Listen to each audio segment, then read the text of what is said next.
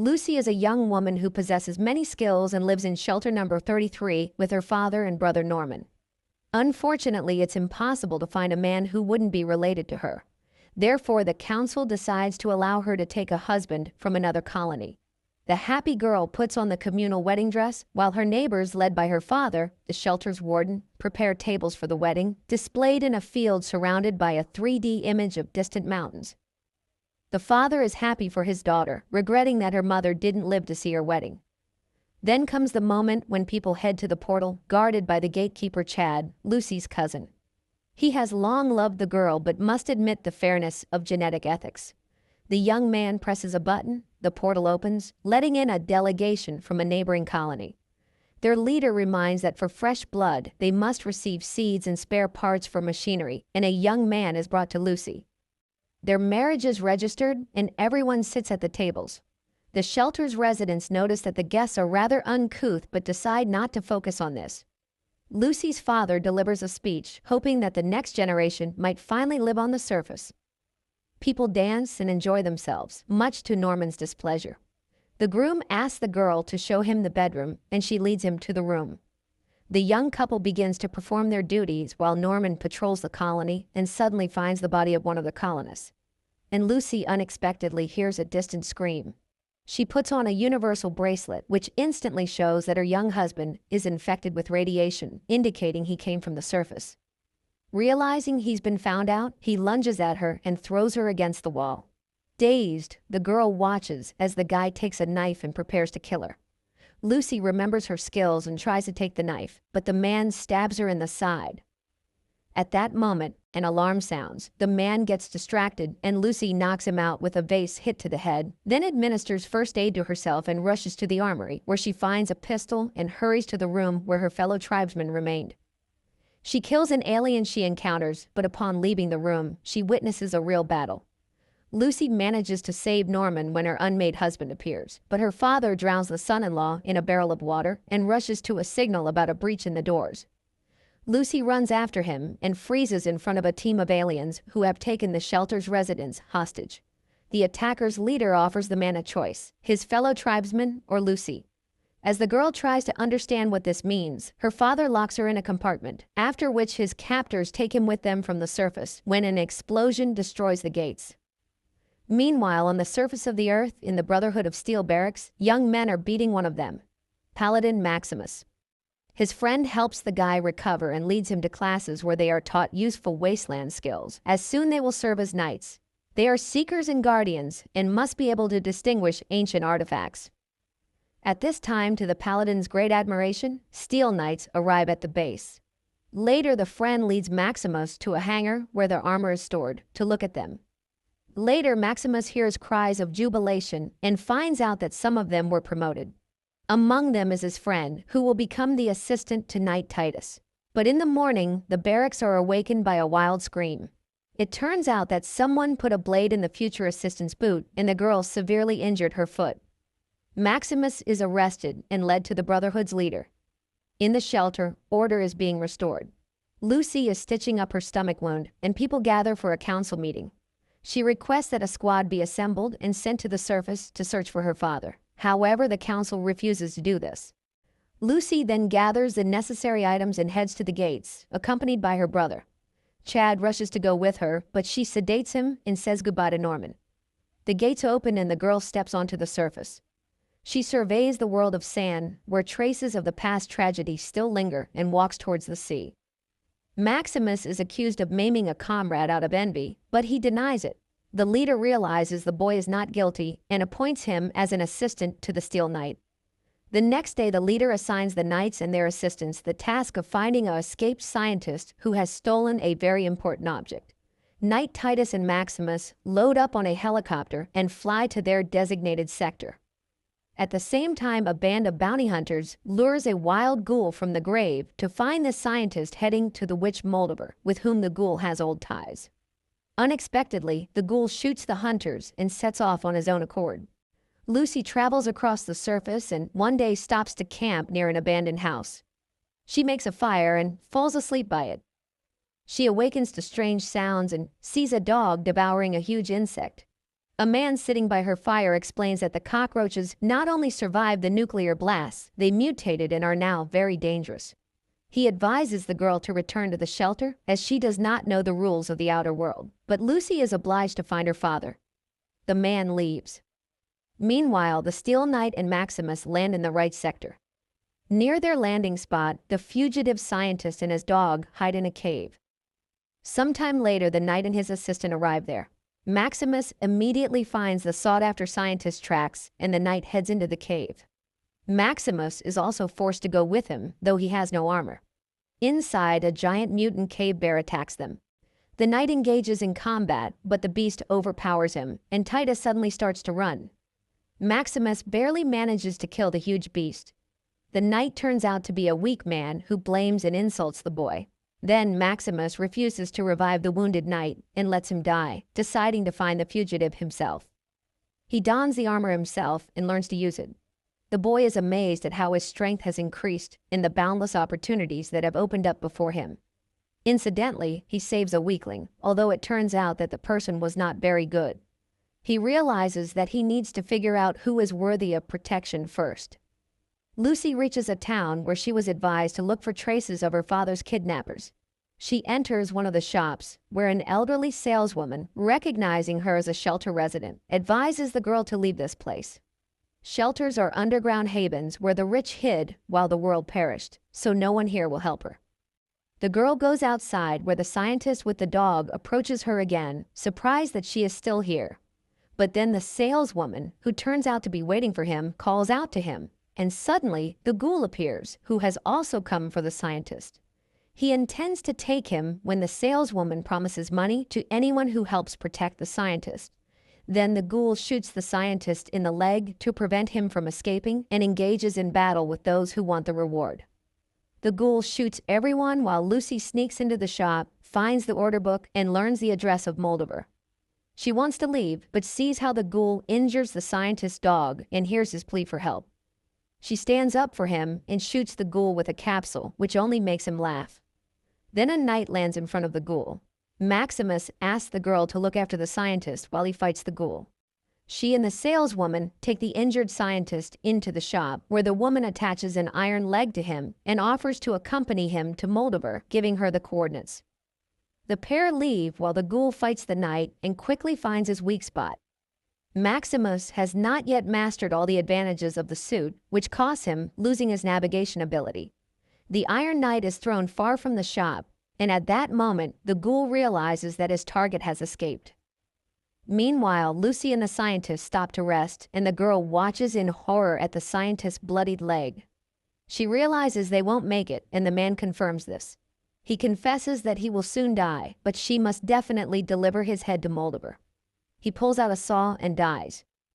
Sometime later, the ghoul finds the headless body of the scientist amidst the sandy wasteland and follows the tracks of Lucy, who is carrying the head to Moldover. Soon the girl stops to rest and, after snacking, examines the head, wondering what is so special about it. Just in case, she inserts a tracking device into its nostril. Maximus examines the armor and finds a malfunction. Suddenly, he is called from the base, which surprises him. He reports the death of his assistant and is promised a replacement, though he vehemently opposes this. The boy heads to the nearest town, where he finds a workshop and, paying all the money he has, repairs the broken module. But when he returns to the suit, he discovers a gang of local marauders trying to dismantle the armor for scrap metal. He engages in a fight, but is hit hard in the face.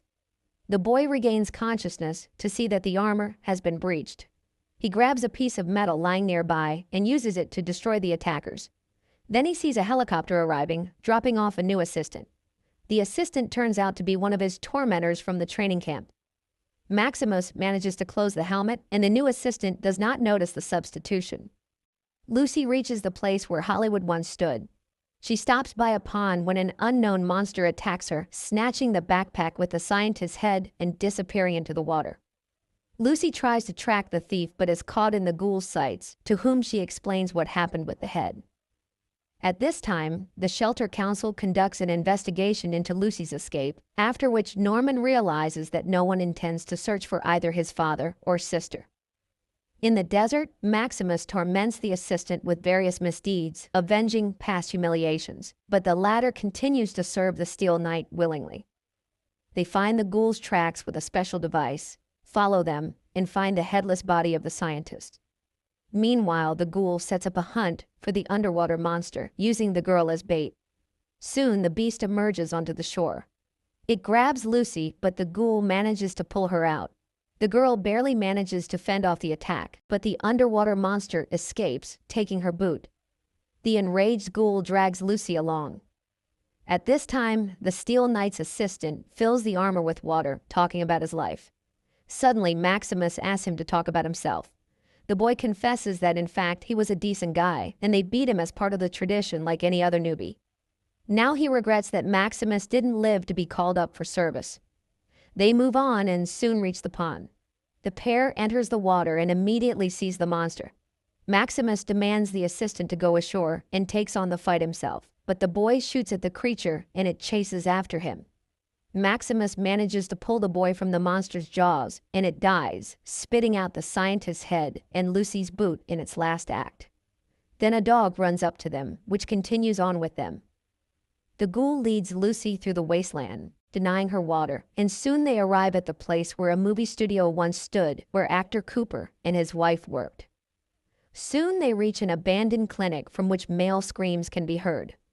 Entering, they find an old acquaintance of the ghoul, undergoing mutation and suffering because of it. The condition could be alleviated with special medication, but the ghoul doesn't have any, so the ghoul relieves the poor soul from his misery. The girl doesn't understand why he did it, but he explains they need something to eat. The girl mentions that they also had it tough but never ate their own kind. Then the ghoul forces Lucy to cut up the body to take this meat with them. They continue on, although it becomes increasingly difficult for the girl without water. Soon the ghoul stops in front of a structure where radioactive water has accumulated. Lucy can't resist and starts drinking it, earning her companion's approval. She is finally beginning to understand the life of the wasteland.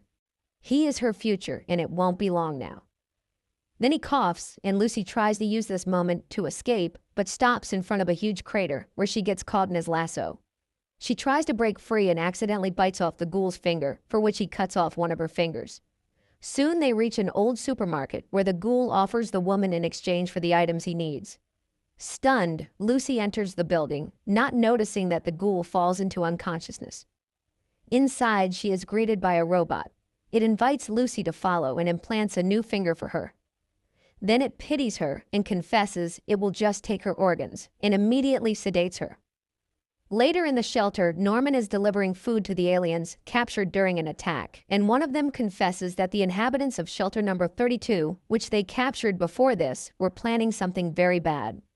Norman tries to access the network to find information about shelter number 32, but the data are classified. Together with Chad, they clear the debris and penetrate shelter number 32, where they find a devastated field in the desiccated corpses of the inhabitants. But if they were dead when the aliens arrived, it turns out they killed each other. Lucy wakes up and sees many women locked in glass cabinets, ready to be dissected for organs. The robot prepares to open her chest cavity, but cuts her bonds instead, and she wriggles out from under its saw and disables the robot. Then she fills syringes with drain cleaner, reprograms the robot, and in its company goes to the owners of the dreadful place. She forces them to release the prisoners and people flee, but not all. Lucy forces the opening of the last cages. The owners comply, and out come zombies, who immediately tear apart 2 organ traders. Lucy surveys the battlefield in horror as the last zombie prepares to attack her, but she finds a pistol in her hand. Norman and Chad continue their inspection of the neighboring shelter and learn that its door was opened from the outside with a key bearing the name of Norman and Lucy's mother. And Lucy finds medicine to sustain the ghoul's life, and despite the torture she endured, she hands the medication to the ghoul. Maybe she will look like him on the outside, but inside, she will never be like him. The girl leaves, and the ghoul goes into the shattered store and takes the necessary meds to bring himself to a relative semblance of order. Then he stuffs his hat with medicines, but then he notices a video recorder, puts in an old tape where Cooper plays a cowboy, and sits down in front of the television. Maximus and his assistant settle down to rest. Thaddeus cannot contain his delight at being rescued, as knights rarely treat their assistants kindly. He asks to be branded. Maximus obliges and lifts his helmet. However, upon recognizing him, the assistant attacks, resulting in Maximus breaking his leg. But Thaddeus manages to extract a nuclear core from the armor, immobilizing the exoskeleton, and leaves, taking the scientist's head with him. Giant cockroaches immediately attack the immobilized suit. Maximus, terrified, awaits his death when the insects scatter from gunfire, and Lucy approaches the knight. She explains why she needs the scientist's head and helps the man out of the suit, and he gives her medication for radiation sickness. When Lucy recovers, she suggests they go after the head together since she has a tracker. They will hand it over to the Brotherhood, in return for which the knights will help her find her father. Maximus agrees. At the same time, in Shelter 33, instead of her father, Betty is elected as the warden. Norman dislikes this and studies the history of the shelter. Suddenly, he realizes that all caretakers were selected from the residents of Shelter 31. Lucy and Maximus reach a bridge where they are stopped by a pair of vagrants. They pretend to be scared and ask for permission to pass. The couple, raising their hands, tries to walk away. However, the suspicious Maximus manages to shoot first, saving their lives, though he injures his hand, and Lucy realizes how naive the shelter's residents are. Soon they reach a billboard of the new Californian Republic. The girl is upset because they live with the belief that they are meant to revive America, but it turns out everything has already happened on the surface. Maximus reassures her, as there is no republic anyway. Soon they arrive at a huge crater in the middle of the city. The boy confesses that he survived this hell by hiding in a refrigerator, but then Lucy realizes that Maximus's wound is much more serious and leads him to a building with a clinic sign. Maximus lags behind, and when he enters, the girl is nowhere to be found. He searches for her and enters a chamber between two doors. The space fills with gas, causing the boy to lose consciousness. Betty leads her people to Shelter 32 to announce a partial relocation, as these resources are too valuable. Chad and Norman are surprised to see that the bodies have been removed and all traces of the tragedy have disappeared. Norman inquires about the whereabouts of his mother's key after her death. Betty confesses that they buried the woman with it. Maximus and Lucy come to in the shelter on stretchers. Maximus receives medical care. The shelter leader asks the couple to stay, as the boy needs treatment. Moreover, the suppliers have found armor and will soon deliver it here. Lucy thanks them for the refuge, and the leader informs her that she was born on the surface, like many of them. The couple spends several hours in quarantine. From the conversation, it turns out that Maximus never knew a woman's love. Lucy is ready to teach him this art, as it is considered natural in the shelter, but the boy is embarrassed. Moreover, it is not customary among knights. Later, they go to lunch, where they suddenly notice that many of the surrounding people have various physical deformities. The caretaker turns out to be a cyclops. For Lucy, this is strange, but Maximus does not understand her concern. Later, the caretaker confesses to Lucy that they accept people from the surface, which surprises the girl since this was strictly forbidden in her shelter. But when she asks about the forbidden level they were advised not to visit, the caretaker immediately ends the conversation. Maximus finds a room where a nuclear block is installed, powering the entire underground. The leader hands him an electronic key to his personal compartment and suggests he rest a bit. The boy enters, and upon entering, he is amazed to see a basket filled with various delicacies and things he has never seen before. For the first time in his life, he takes a real shower, puts on a robe and slippers, and indulges in unknown products. Meanwhile, Lucy finds a room where the entire history of the Californian Republic is vividly described. It turns out that life here was revived in 2142 but was destroyed in 2277. Lucy is horrified, wondering who needed a new war and why. But then all the shelter inhabitants hear a sound signal and head to the designated place. Meanwhile, a ghoul is caught by the so-called new president of the territory, who owned a supermarket trading in organs, and the ghoul is blamed for its destruction. However, he calmly asks for a needle and thread to sew his finger back on and asks for directions to find Moldover. But the president orders the ghoul to be killed. The ghoul has to destroy the new law enforcers and search for the woman himself. Lucy comes with everyone to a room, in the center of which stands an altar with burning candles. People begin to sing something, moving their hands, and Lucy gradually falls into a trance, supporting the others. Unexpectedly, people start to undress, which shocks Lucy. A bowl goes around, from which everyone takes some powder and smears their faces. And suddenly Lucy realizes with horror that it is the ashes of the deceased. In another bowl there is blood. People call to the Mother of Flame, who must save them, and an image of Moldover unfolds above their heads. A frightened Lucy runs to Maximus and urges him to run away quickly, but the boy has just found himself in such paradisiacal conditions and does not want to leave. So Lucy heads to the forbidden level. She enters a laboratory where apparently some genetic experiments on people were conducted. The girl is horrified as she examines the gruesome exhibits and notices glass cryocapsules containing human bodies. But then the lights turn on and a man in a white coat enters. Lucy hides, but he hears a noise, follows it, and finds the girl. Lucy fights, but the men who arrive seize her and drag her to the upper level. Meanwhile, the ghoul arrives at the digger's house, whose eldest son knows the location of Moldover. The frightened man orders the boy to tell everything he knows, and he admits that the woman can be found at the observatory. But when the ghoul is about to leave, the boy tries to kill him and pays with his life for it. At the same time, the shelter leaders shame Lucy as they had given her refuge, fed her, and healed her friend. But the girl is furious because she has seen what they do to people. Then they show her the complete recording of the attack on the laboratory of the very monster that almost devoured her too. It was the first inhabitants of the shelter who experimented on people, turning them into monsters. They are only trying to alleviate the pain of those who survived. The fact is that each shelter specializes in some experiment, and Lucy just doesn't know this. Nevertheless, she must be punished for her disobedience. The girl is led away, which Maximus sees. Thaddeus makes a stop to rest and realizes that his leg is in very bad condition. A dog bothers him, and he locks it in a metal box, then sets off to find a radio tower to contact the Brotherhood. At this time, the inhabitants of the shelter sentence Lucy to exile to the surface. Moreover, they supply her with a stock of food. The girl is stunned, as this is exactly what she wanted. Nevertheless, in her last words, she asks them to allow her friend to stay. But then Maximus appears in knight's armor, into which he has inserted the nuclear block he just stole. He scatters the men when the girl stops him, as they are letting her go anyway. They go up to the surface, and learning that he stole the nuclear block, Lucy convinces him to return it, as the shelter cannot survive without energy. They drop the block down, and Lucy, moved, calls him a good person. Then he confesses that he allowed a knight to perish and took his armor, so he is not a good person at all, but he really wants to go with her. Thaddeus is caught up by a man who calls himself a doctor and promises to fix his leg. He takes the boy to an abandoned clinic where, in exchange for a nuclear block, he gives him a potion that, when drunk, Thaddeus ecstatically sees his leg heal. Meanwhile, the ghoul finds the locked dog that Thaddeus left behind, and it leads him on Thaddeus's trail.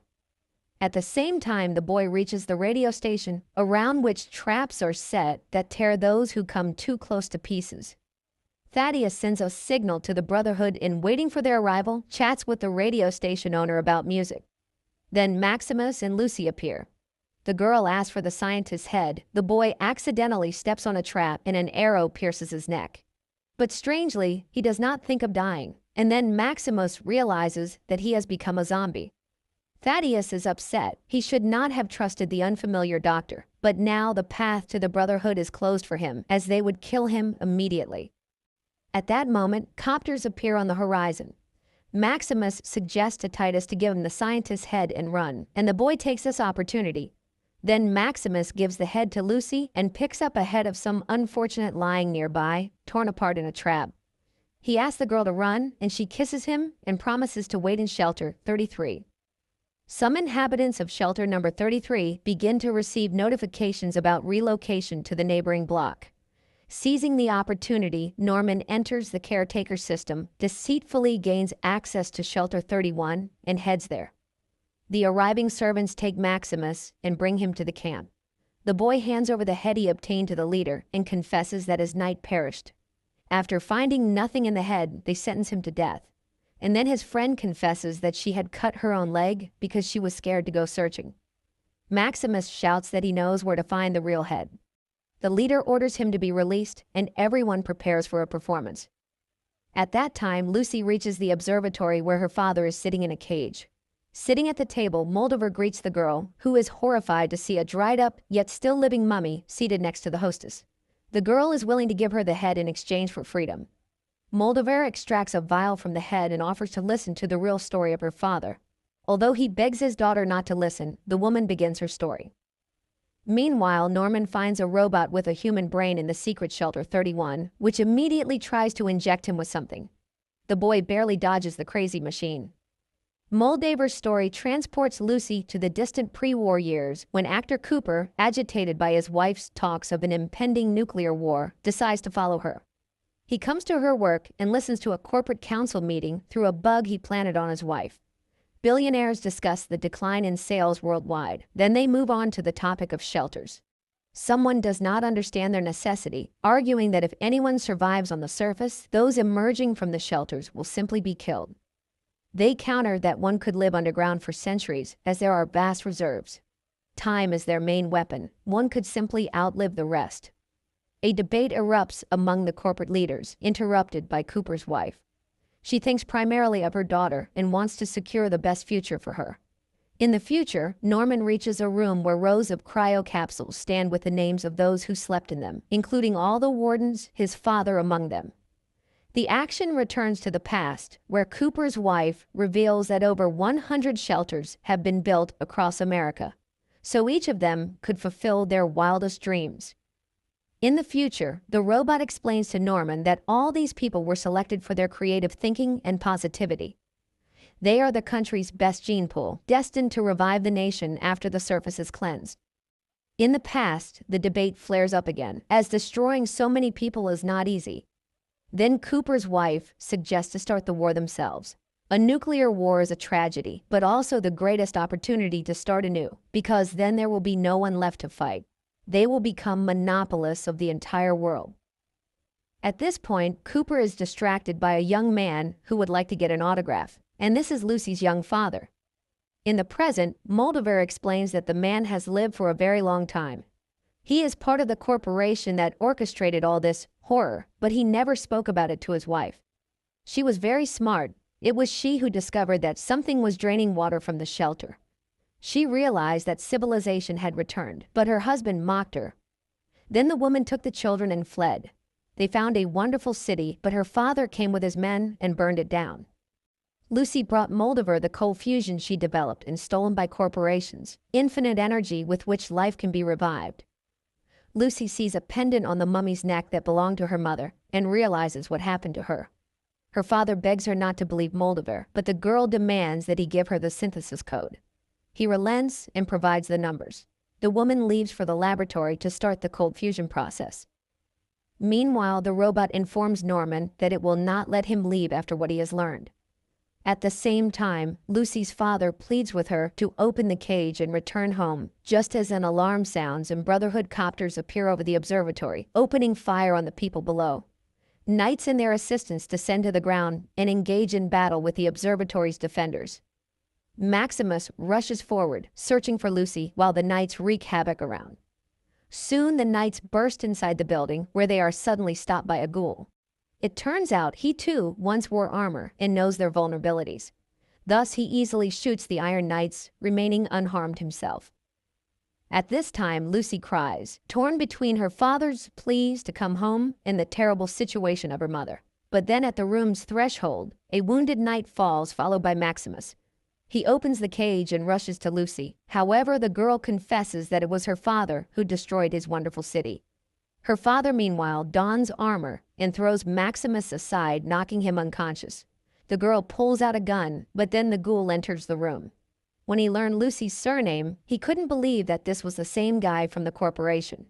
He had waited over 200 years to find out where his family was.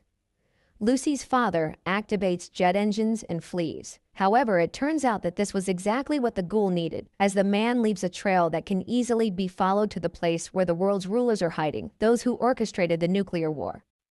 He urges Lucy to come with him.